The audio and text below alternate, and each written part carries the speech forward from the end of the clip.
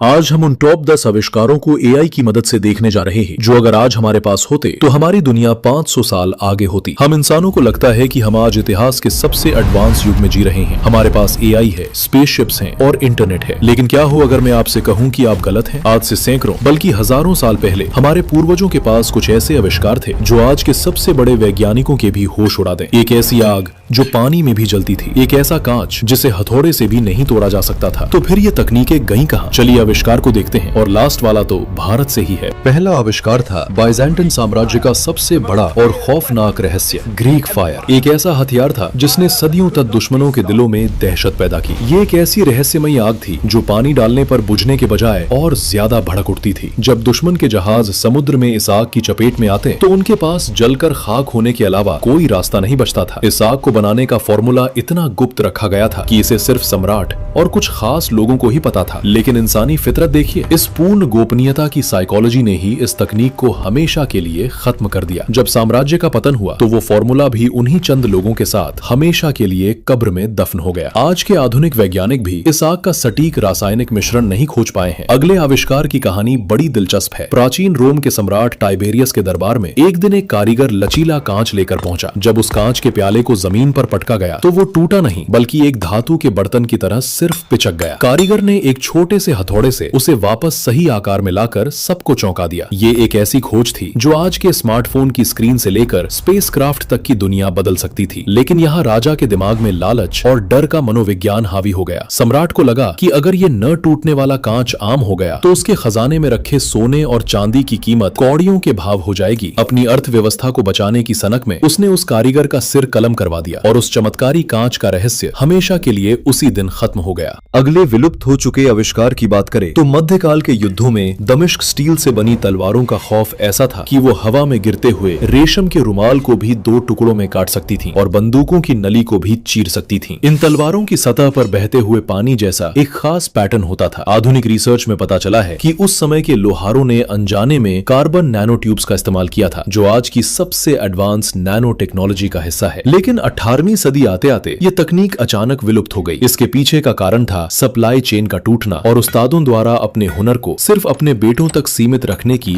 संकीर्ण मानसिकता। ज्ञान को बांटने के बजाय उसे अपनी जागीर समझने की इस इंसानी सोच ने दुनिया से एक बेहतरीन धातु विज्ञान को हमेशा के लिए छीन लिया। 1980 के दशक में मॉरिस वार्ड नाम के एक हेयर ड्रेसर ने अपनी रसोई में स्टारलाइट नाम का एक ऐसा प्लास्टिक जैसा पदार्थ बनाया जिसने नासा तक को हिलाकर रख दिया। ये पदार्थ परमाणु बम की गर्मी यानी लगभग 10,000 डिग्री सेल्सियस का तापमान भी आसानी से झेल सकता था। एक टीवी शो में इस पदार्थ पर लेजर बीम से हमला किया गया लेकिन ये पिघला तक नहीं। ये तकनीक स्पेस ट्रैवल और फायर सेफ्टी की दुनिया में क्रांतिकारी थी। लेकिन वार्ड के अंदर एक भयंकर पैरानोया यानी अविश्वास की साइकोलॉजी बैठ गई थी। उन्हें लगता था कि बड़ी बड़ी कंपनियां और सरकारें उनका फॉर्मूला चुरा लेंगी। उन्होंने अरबों डॉलर के ऑफर ठुकरा दिए और अपनी जिद पर अड़े रहे। 2011 में जब वार्ड की मौत हुई तो वो चमत्कारिक फॉर्मूला भी उनके दिमाग के साथ ही हमेशा के लिए खत्म हो गया। अगर आप आज की बनी किसी बिल्डिंग को देखें तो 50 से 60 सालों में उसमें दरारें आने लगती हैं। लेकिन 2000 साल पहले बना रोमन कंक्रीट आज भी समुद्र की तेज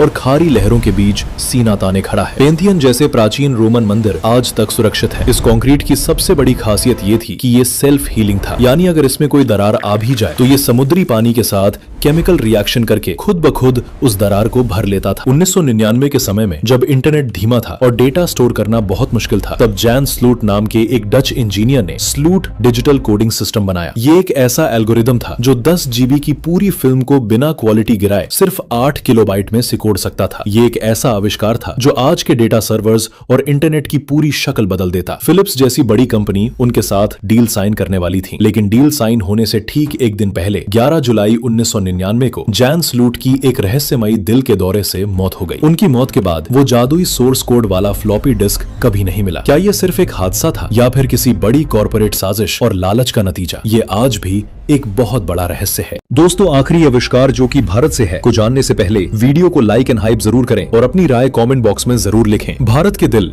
यानी दिल्ली में कुतुब मीनार के पास खड़ा जंगरोधी लौह स्तंभ प्राचीन भारत के विज्ञान का सबसे जीता जागता सबूत है। 1600 सालों से ये लोहे लोहे का खंभा खुले आसमान के नीचे चिलचिलाती धूप, भारी बारिश और प्रदूषण को झेल रहा है, लेकिन इसमें आज तक जंग का एक कतरा भी नहीं लगा है। आज के वैज्ञानिक भी हैरान हैं कि उस दौर के भारतीय लोहारों ने लोहे में फास्फोरस की मात्रा को इतनी सटीकता से कैसे मिलाया कि इसके चारों ओर एक प्रोटेक्टिव लेयर बन गई। ये एक तरह की प्राचीन नैनो टेक्नोलॉजी थी। लेकिन समय के साथ लगातार होने वाले विदेशी आक्रमणों, गुरुकुल व्यवस्था के टूटने और ज्ञान को सहेजने की कमी के कारण धातु विज्ञान की ये शानदार कला भी हमेशा के लिए विलुप्त हो गई।